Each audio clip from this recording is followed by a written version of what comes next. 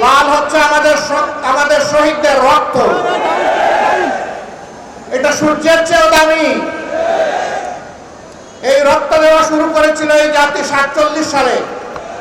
তখন থেকে রক্ত দিয়ে দিয়ে 24-এর 5 আগস্ট পর্যন্ত এই রক্ত দেওয়া অব্যাহত হয়েছিল। দুঃখের বিষয় 47-এর পরেও জাতি স্বাধীনতার সুফল ভোগ করতে পারেনি।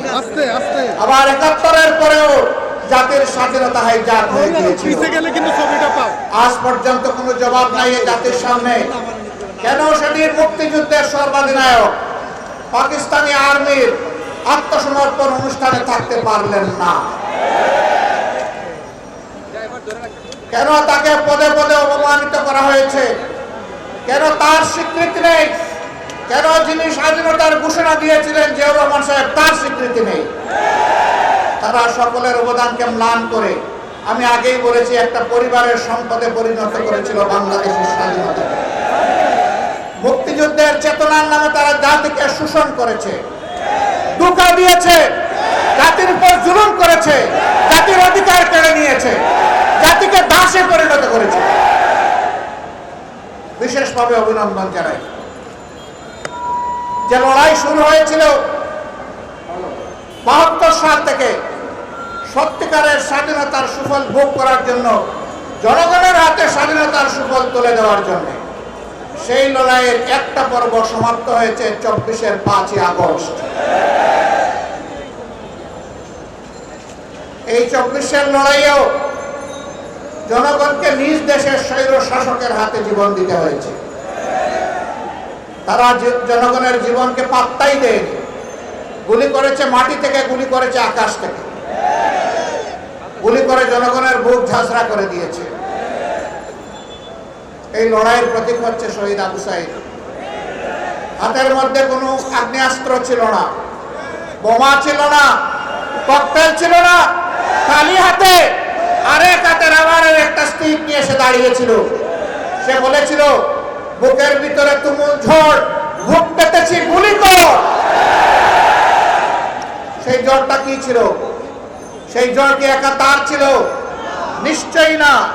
বাংলাদেশের অধিকার কেড়ে নিয়ে, জনগণের অধিকার কেড়ে নিয়ে জনগণকে যে দাসে পরিণত করা হয়েছিল, সেই ঝড় তার বুকের মধ্যে ছিল।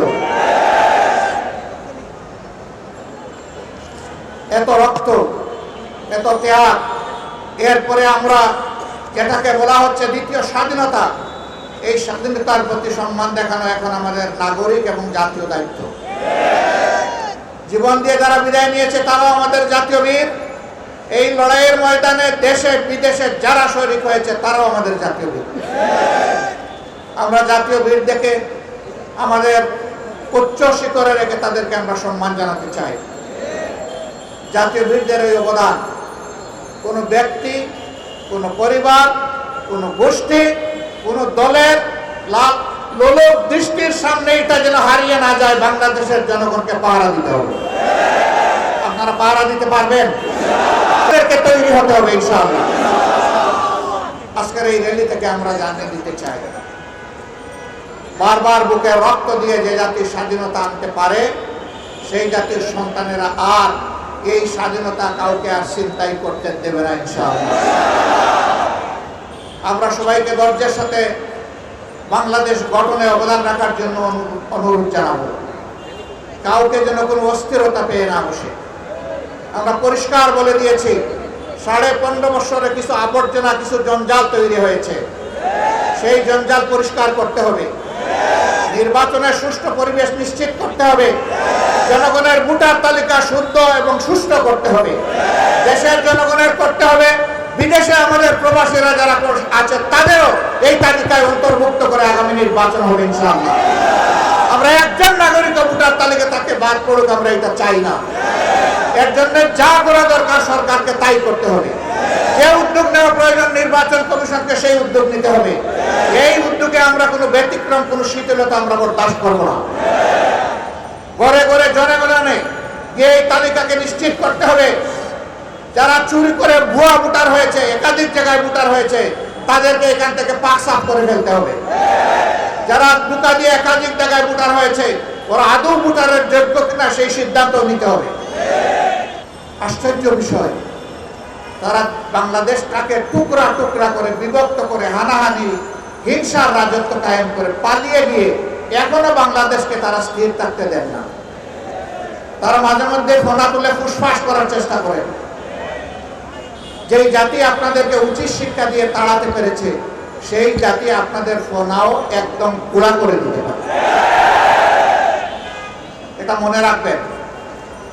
এই দেশের যোদ্ধা 2 লাখ 4 লাখ নয়, এই দেশের যোদ্ধা মিনিমাম 10 কোটি। এই 10 কোটি যোদ্ধার 20 কোটি হাত সদা প্রস্তুত যে কোনো ষড়যন্ত্র রুখে দেওয়ার জন্য। আমরা আল্লাহ তাআলার সাহায্য চাই। আমরা যেন অন্যায় এবং অসত্যের বিরুদ্ধে আপোষহীন লড়াই করতে পারি। প্রিয় দেশবাসী, আসুন আমরা আরেকবার অঙ্গীকার করি আজকের এই বিজয় দিবসে আমরা অবশ্যই দেশকে ভালোবাসবো। আমরা কারো তাবেদার বানাতে এই দেশকে দেব না, এবং কেউ তাবেদারি করতে আসলে তাকে আমরা ছাড় দেব না।